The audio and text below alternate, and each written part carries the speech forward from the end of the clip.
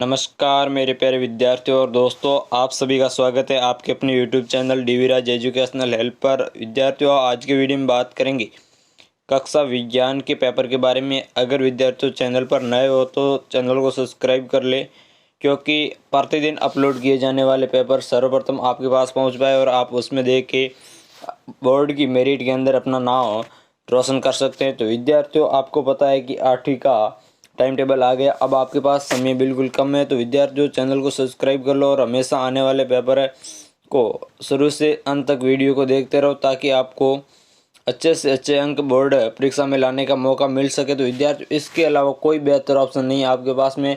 मैं दावे के साथ कहता हूं कि अगर इस चैनल पर अपलोड किए गए सारे के सारे पेपर आपने देख लिए तो आपको मेरिट में आने से कोई नहीं रोकेगा। तो जल्दी से बढ़ते हुए विद्यार्थियों वीडियो की ओर। इस वीडियो के अंदर कुछ ऐसा खास होने वाला है जो आपके बोर्ड परीक्षा में आपको मेरिट में लाने के लिए आगे बढ़ाएगा, और आप 100% दावे के साथ कह सकते हैं कि मेरिट के अंदर आएंगे। विद्यार्थियों, इसमें आपका टाइम रहेगा पेपर का, वो रहेगा विद्यार्थियों 2 घंटे 30 मिनट का, और पूर्णांक रहेगा वो 80 नंबर का, यानी टोटल मार्क्स रहेगा वो 80 रहेगा। विद्यार्थियों, प्रश्न फर्स्ट देखिए, निम्नलिखित में से यानी वस्तुनिष्ठ प्रश्न यानी ऑब्जेक्टिव प्रश्न आएंगे एमसीक्यू टाइप। तो विद्यार्थियों, इसमें प्रश्न फर्स्ट है, निम्नलिखित में से मलेरिया परजीवी का वाहक है मादा एडिस मच्छर, कॉकरोच, राइजोबियम या मादा एनाफिलीज मच्छर। तो विद्यार्थियों, इसका आपका राइट आंसर होगा वो मादा एनाफिलीज मच्छर है। निम्नलिखित में से कौन सी पौधा अगर गैस नहीं है? विद्यार्थियों क्या पूछा? नहीं है ऐसे नहीं है। और nitrogen, carbon dioxide, sulphur dioxide या मीथेन। तो विद्यार्थियों, इसमें आपका ऑप्शन होगा नाइट्रोजन।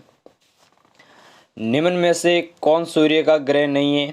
बुध, शनि, सीरियस, पृथ्वी। विद्यार्थियों, इसमें आपका राइट आंसर होगा वो क्या है? सीरियस सूर्य का ग्रह नहीं।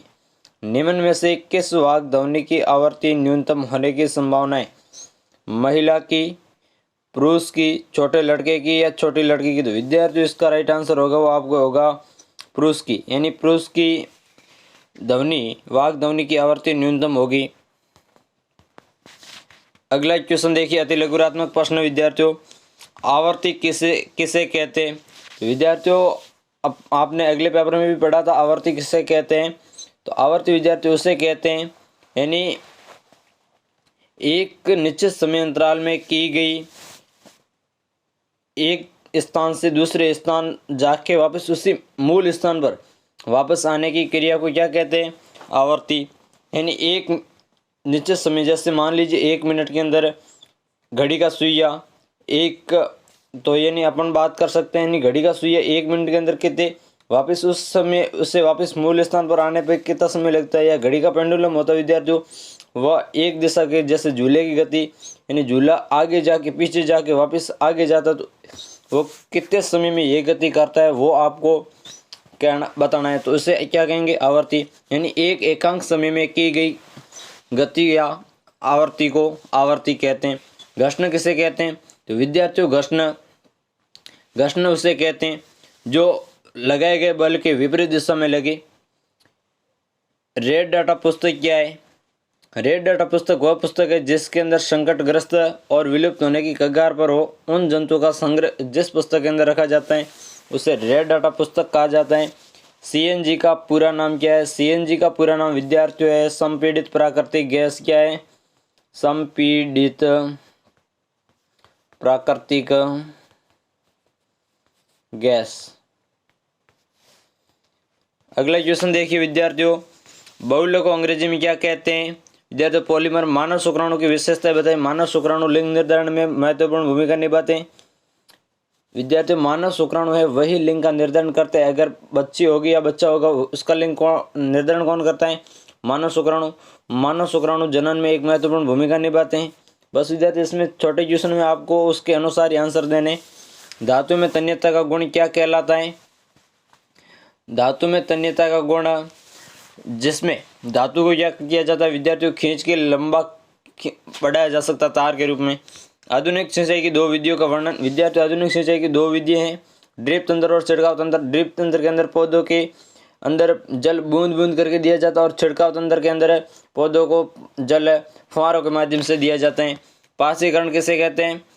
अगला क्वेश्चन देखिए विद्यार्थियों, जैव निम्नीकरण पदार्थ तथा जैव अनिम्नीकरण पदार्थ में अंतर बताइए। जैव निम्नीकरण पदार्थ वे जो आसानी से पुनः उपयोग किया जा सकता है और जैव या सड़ सकते, या तो उन्हें पुनः उपयोग किया जाए या भूमि के अंदर डालने के बाद नष्ट हो जाए। लेकिन जैव अनिम्नीकरण ना तो उनका दोबारा उपयोग होता है और ना ही विद्यार्थी वे आसानी से सड़ते, जैसे प्लास्टिक। और जैव निम्नीकरण में विद्यार्थी हो जाएगा कागज। जल में विद्युत धारा के रासायनिक प्रभाव को समझाइए। अगला क्वेश्चन देखिए विद्यार्थियों, धातु तथा अधातु के उपयोग लिखिए। धातु का उपयोग विद्यार्थियों जैसे किसी बर्तन को बनाने में, अधातु जैसे ईंधन के रूप में कोयला। ध्वनि प्रदूषण तथा मानव के लिए ध्वनि प्रदूषण मानव के लिए किस प्रकार से हानिकारक है, वर्णन कीजिए। ध्वनि प्रदूषण यानी ध्वनि प्रदूषण के अंदर यह आता है जो विद्यार्थी मानव की श्रवण क्षमता से अधिक स्तर पर ध्वनि उत्पन्न की जाती है, वो ध्वनि प्रदूषण माना जाता है। क्योंकि मानव के सुनने की क्षमता से अधिक ध्वनि उत्पन्न होगी तो मानव की सुनने की क्षमता प्रभावित होगी और उसकी सुनने की क्षमता कुछ कम हो सकती है और इसमें मानसिक बीमारियां भी हो सकती हैं। नायलॉन के उपयोग लिखिए विद्यार्थी। नायलॉन यानी नायलॉन के रस्सों बनाए जाते हैं जो पहाड़ों पर चढ़ने के लिए काम आते हैं। इसके अलावा नायलॉन के बैग बनाए जाते हैं जो बहुत मजबूत होते हैं। पेट्रो रसायन किसे कहते हैं? अगला क्वेश्चन देखिए निबंधात्मक विद्यार्थियों, प्रकृति में कितने प्रकार के संसाधन पाए जाते हैं, वर्णन कीजिए। प्रकृति में पाए जाने वाले संसाधनों के नाम और उनका वर्णन करना है। अगला क्वेश्चन देखिए, अगर इसी प्रकार से वनों की संख्या में कमी आती रही तो हम किन किन समस्याओं का सामना करना पड़ेगा? विद्यार्थियों वनों की कमी आई तो बाढ़ का सामना करना पड़ सकता है, भूकंप का सामना करना पड़ सकता है, ऑक्सीजन की कमी आ सकती है। इसके अलावा विद्यार्थियों बहुत सारे प्रभाव आ सकते हैं। इसके अगले क्वेश्चन देखिए, मानव में मादा जनन तंत्र का वर्णन कीजिए। यानी मानव के अंदर मादा जनन तंत्र है उसका विद्यार्थी वर्णन करना है जो आपकी किताब के अंदर दिया है अध्याय 9 के अंदर। इसके अथवा का क्वेश्चन देखिए, अमीबा में द्विखंडन विधि को समझाइए। विद्यार्थियों अमीबा होता है उसके अंदर जनन किसके माध्यम से होता है? द्विखंडन की विधि के माध्यम से। द्विखंडन का मतलब है कि अमीबा एक कोशिकीय जीव है जिसकी एक कोशिका के विभाजन के कारण अलग नई कोशिका बन जाती है। एक कोशिका से विखंडन होने से 2 कोशिका बन जाती है और नया जीव, उस कोशिका से नया जीव उत्पन्न होता है। इससे द्विखंडन विधि कहते हैं। घर्षण हानिकारक है परंतु अनिवार्य किस प्रकार है? ये क्वेश्चन विद्यार्थियों महत्वपूर्ण है और इसमें आपको सीधा घुमा के दिया जाएगा, या तो दिया जाएगा घर्षण हानिकारक परंतु अनिवार्य किस प्रकार, या फिर विद्यार्थी दिया जाएगा कि खिलाड़ी कीलदार जूते क्यों पहनते, व्याख्या कीजिए। इन दोनों में से एक क्वेश्चन आएगा। दोनों का उत्तर विद्यार्थी एक ही है, थोड़ा डिफरेंट है लेकिन समान ही। तो घर्षण हानिकारक है क्योंकि घर्षण नहीं होता तो गाड़ी के टायर नहीं घिसते, जूते नहीं घिसते, अपने को ज़्यादा ऊर्जा नहीं लगानी पड़ती चलने में। लेकिन अनिवार्य क्यों, अगर घर्षण नहीं होता तो विद्यार्थी अपन चल नहीं पाते, गाड़ी गति नहीं कर पाती, अपन किसी वर्क को नहीं कर पाते। तो इसलिए घर्षण अनिवार्य भी है परंतु हानिकारक भी है। लेकिन इसके अथवा वाला देखिए, खिलाड़ी कीलदार जूते या स्पाइक्स जूते क्यों पहनते, व्याख्या कीजिए। खिलाड़ी कीलदार या स्पाइक्स जूते इसलिए पहनते क्योंकि खिलाड़ियों को तेज भागना पड़ता है। विद्यार्थियों आपने देखा है कि जैसे क्रिकेट के मैच में खिलाड़ी बॉल को कैच करने के लिए तेज भागता है, तो उस समय क्या है कि खिलाड़ी आसानी से उच्च भाग सके और खेल को खेल सके। नहीं तो अगर विद्यार्थियों उनके जूते कीलदार नहीं हुए तो फिसल जाएंगे, गिरने की संभावना ज़्यादा रहती है। विद्युत लेपन किसे कहते हैं, समझिए। यानी किसी भी धातु जिसमें वे धातु जो विद्युत की सुचालक उन पर एक आवरण चढ़ाया जाता है, इसे विद्युत लेपन कहते हैं। क्योंकि जिससे विद्युत के ऊपर एक प्लास्टिक आवरण चढ़ा दिया जाए जिससे करंट किसी और को न लगे या बाहर प्रवाहित न हो। विद्यार्थियों अगला देखिए, सर्दियों में स्वेटर उतारते समय छट छट की ध्वनि सुनाई देती है, समझिए। सर्दियों में विद्यार्थी अपन स्वेटर या ऊनी वस्त्र को जब स्पर्श करते हैं तो अपने हाथ जैसे खुरदरे सतह होते हैं वहाँ से जैसे ही घिसते हैं तो उसमें ध्वनि उत्पन्न होती है और चिंगारी भी उत्पन्न होती है। ऐसा इसलिए होता है कि ऊनी वस्त्र क्या है विद्यार्थियों आग को उत्पन्न करते हैं, जिसके अंदर जैसे अपने शरीर के घर्षण के कारण, यानी जैसे अपन उतारते हैं तो अपने शरीर से घर्षण होता है, घर्षण उत्पन्न होने के कारण क्या है उसमें चट चट की ध्वनि सुनाई देती है। अगला देखिए, तारामंडल किसे कहते हैं? विद्यार्थियों तारामंडल, आकाश में तारों के एक समूह को क्या कहते हैं? तारामंडल। क्या आकाश में तारे गति करते हैं? नहीं विद्यार्थियों, आकाश में तारे